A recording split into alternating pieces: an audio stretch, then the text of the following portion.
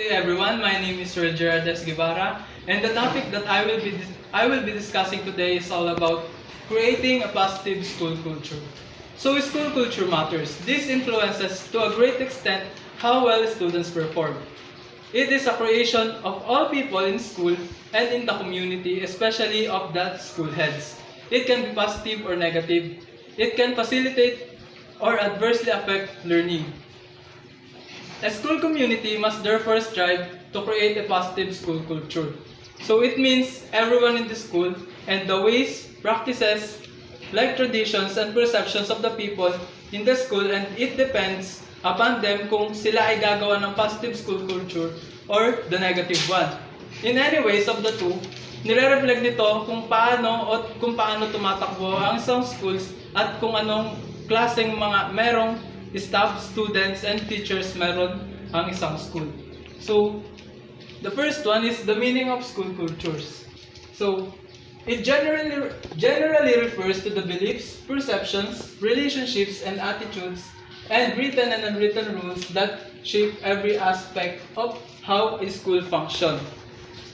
So, sabi, it consists of the norms and shared experiences that evolve over school's history. And same with Scott and Marzano, they stated that it is the norms, cultures, and tradition, like dress codes, to disciplines, systems, to celebrations and achievements. So, kasama sa school cultures kung paano manamit, kung paano kumilos, at kung ano yung mga sinaselebrate ng isang school sa kanilang school culture. Additionally, it is the everyday business of school life that forms and reflects the culture. Next is culture as a social construct. So, ang sabi, it is a social construct and not a genetic one. Ibig sabihin, hindi siya na-inherit, hindi siya na-mamana, at hindi siya na-ipapasa. It is something that we create and shape. And it is shaped by everything that all people in school see, hear, feel, and interact with. So, kung sino, kung ano, saan, kung ano yung mga pinapractice nila. Like I have said before, this is the school's culture. So according to Sheehan Slade, within a couple of minutes of walking into a school or a classroom, you can tell, define, almost taste the culture that permeates that space. Is it an open, sharing environment? Or is it a rigid, disciplined, defined playing field? Is it safe and welcoming or intimidating and confronting? Or does it welcome all voices? Or does it make you want to shrink? Is it waiting for instructions and leadership, or is it self-directed with a common purpose? So, sa school culture, we can see and observe what are the practices and kung ano yung climate and mood ng mga tao. Next, school climate and school culture. So, here we are going to differentiate what the school climate and school culture are. So, the school climate, it is illustrated by the attitudes and behaviors of the school staff focused on the style of organizational system. So, ito yung kung paano nakikitungo ang mga tao sa isang school, kung paano tinatransfer ng school head ang protocol sa teachers, at kung paano naman pinapasa ng teachers ang mga yon sa students since it focuses on the organizational system of the school. Next is the school culture. School culture ay nakapaloob sa isang school climate, so it is inclusive in the school climate and a deeper level of reflection of shared values, beliefs, and traditions. Kasama rito yung lahat ng pinapractice ng students and teachers. Next is the role of school culture in learning. So, it is stated that research confirms that central role of culture to school success. So, kung paano naging successful ang school is it reflects on how the students learn, on how competent the teachers are, on how leadership and camaraderie is shown in a school. So, let's move on to the positive school culture. It fosters improvement, collaborative decision-making, professional development, and staff and student learning. So, sa positive school culture naman, Yun yung mga bagay na naglilift both students, teachers, and all the staffs of the school positively help the students and teachers become critical thinkers and good communicators and importantly good decision makers. So the negative culture, school culture, fosters the opposite. Move on to the elements of positive school culture. So the first one is collegiality. Collegiality is where the school atmosphere is friendly and responsibility and authority are shared by everyone. Dito rin, students and teachers can become themselves. So it is, in simple words, the environment is light and you can never feel the pressure and you can move freely. So hindi mo kailangang maging iba, hindi mo kailangang pressure and hindi ka nasasakal since collegiality promotes a friendly atmosphere. Next is the experimentation. It should be encouraged by the school and welcomes mistake as part of the learning process. So, dito sa experimentation naman is try and try. Okay lang na magkamali ka. And mistake is always welcome. Since in mistakes, you can learn, and as you can learn, you will conclude to the best results. As I have quoted, the best teacher is your last mistake. Since your best teacher can your last mistake, you can learn from it very well. Next is high expectation. So one's level of achievement is always lower than one's level of aspiration. So set high expectation for high achievement. So, set goals. Dun sa goals na yun, kailangan mong mag-expect and kailangan mo syempre gumawa ng mahigit pa ng best and better to achieve good results. So, even though it is in the element of positive school culture, may times na as students and teachers ay hindi sasang-ayon dito since according to Robert J. Marzano, kung saan may dalawang problems na mag-arise dahil dito, especially for teachers and students. And confidence, it is interrelated with the honest and open communication, which is the number 12 element of the positive school culture. So every people in the school relate and work well when relationships are solidly built with trust and confidence. This way, everyone can be united. No one will be afraid to speak since it is related. Sabi ko nga ako dun sa honest and open communication.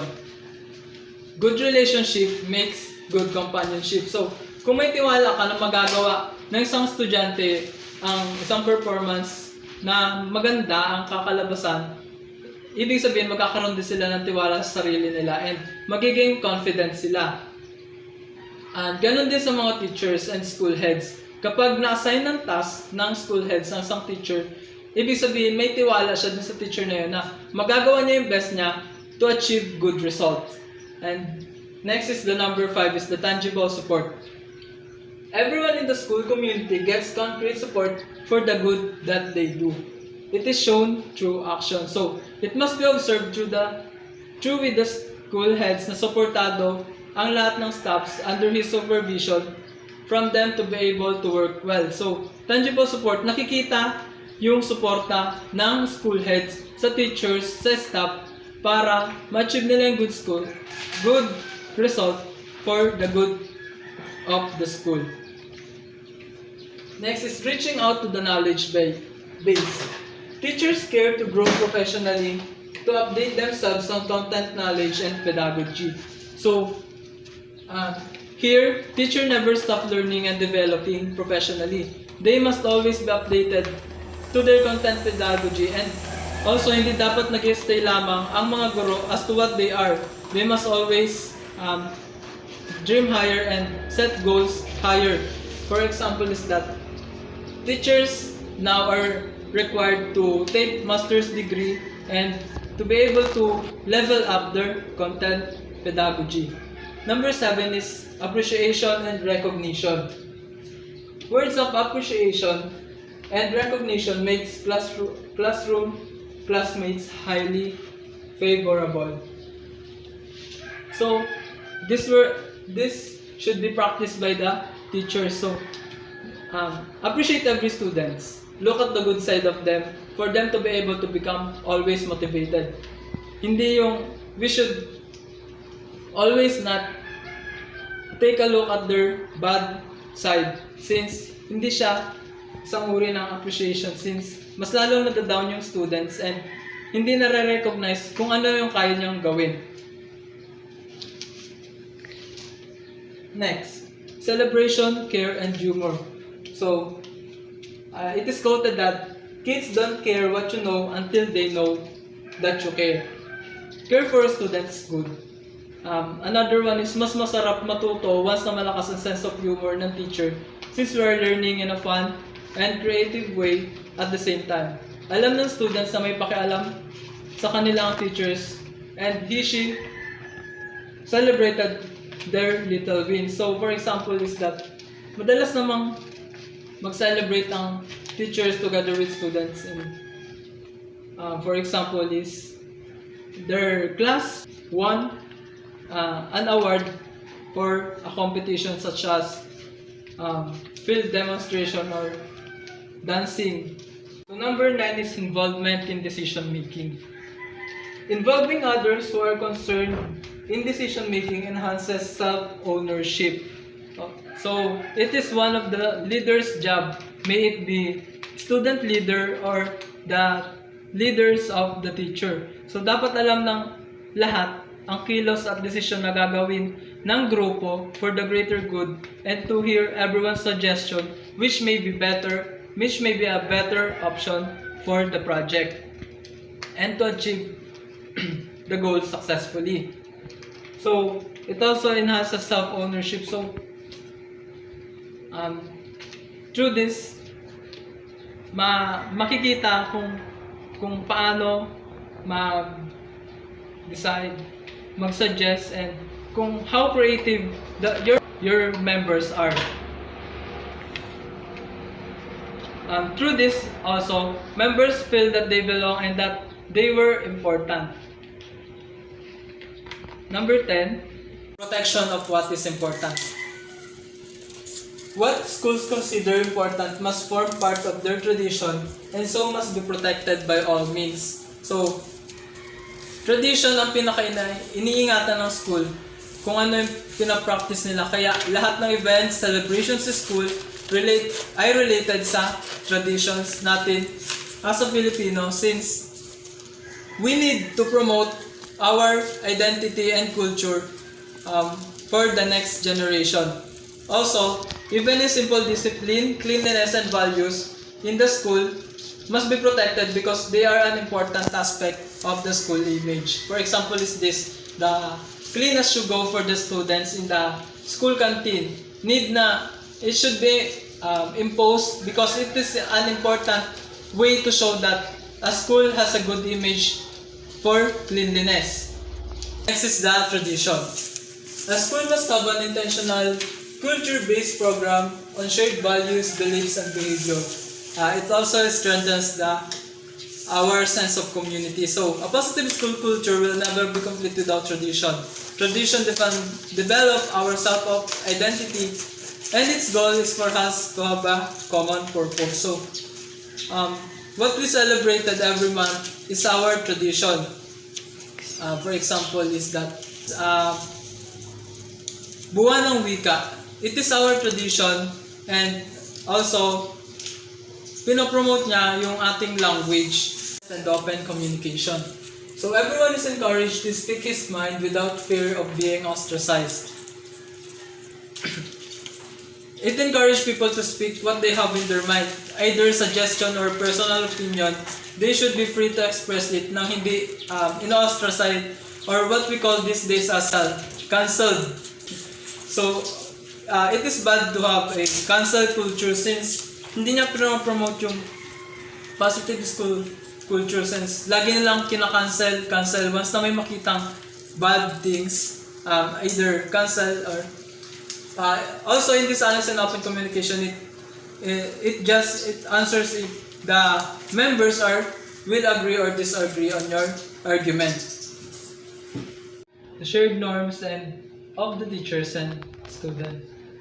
So, shared norms for both students and teachers contribute to positive school culture.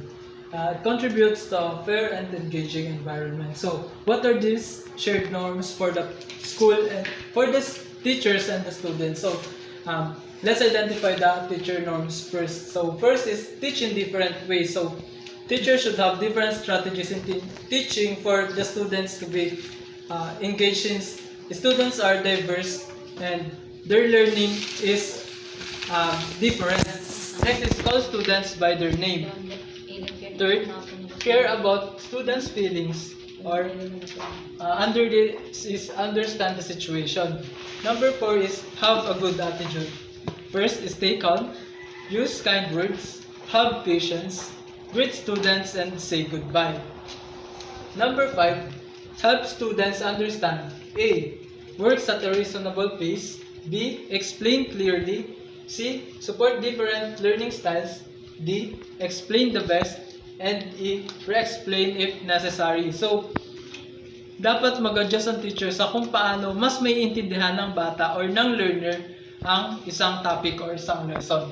Number 6 is attend school majority of the time. 7. Be respectful. A. Give everyone what they need. B. Use proper language. C. Allow space if needed. And last, use supportive words when explaining and call by your name. Lastly, in the teacher norm is that have a growth mindset. So, teachers are matured enough to be able to do what they need to do to overcome the problems, the circumstances, and to be able to have the solutions to every student's problems or in the school as well. Next is the student norms. So these are the shared norms, are the common observable norms for that the students must do. First is that A. Also have a growth mindset like the teachers. Under this is that believe you can improve, fail forward, keep trying, and letter D. Speak positively about your abilities to learn. So do not down yourself to be able to improve your abilities and believe that you can improve and learn from your failures. Number 2 is call your classmates by their name. Number 3 is be responsible. Under this is have materials ready for your activities, advocate for yourself, be a professional, meet deadlines, participate, and be on time to class. Number 4 is listen. Listen to the people, to the teacher, to your classmates, to your guests, and to the director. So, listening helps you become a responsible student. Number 5 is that attend school at the majority of the time. 6 is be a good team player. Provide good, helpful feedback. Stay calm. Encourage others. Stay on the topic and be considerate. Lastly, use proper language and communicate clearly to students and teachers. As a conclusion, positive school really helps students and teachers as well as the school heads and the school staff. It promotes people to become positive, who look at the brighter side of things, especially in the school, and it also helps students build themselves individually or in the group, becoming competent enough to face the world competitively. That's all for today, and I hope you have understand the concept of creating a positive school culture.